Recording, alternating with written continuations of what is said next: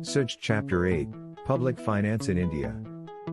Part 4, Classification of Public Finance. I. Public expenditure.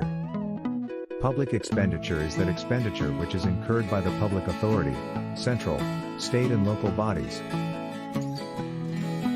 for protection of their citizens, for satisfying their collective needs and for promoting their economic and social welfare. Till 20th century, the majority of the governments had adopted a policy of laissez-faire.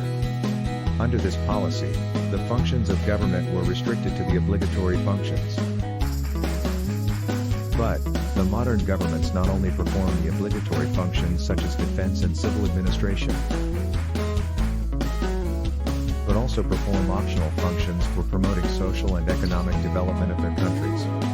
Therefore, study of public expenditure is an important part of study of public finance. Classification of public expenditure. Different economists have classified public expenditure on different bases. We shall now study some of the important classification of public expenditure. A. Revenue expenditure. Revenue expenditure of the government is for incurred carrying out day-to-day functions of the government departments and various services. It is incurred regularly. For example, administration costs of the government, salaries, allowances and pensions of government employees, medical and public health services, etc. B. Capital expenditure. Capital expenditure of the government is expenditure for progress and development of the country. For example, huge investments in different development projects, loans granted to the state governments and government companies, repayment of government loans, etc. C. Developmental expenditure. Developmental expenditure is productive in nature.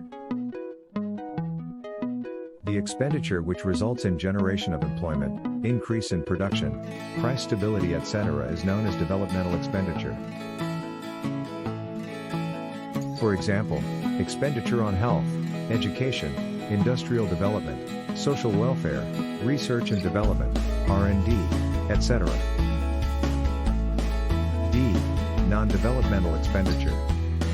On the other hand, that government expenditure which does not yield any direct productive impact on the country is called non-developmental expenditure.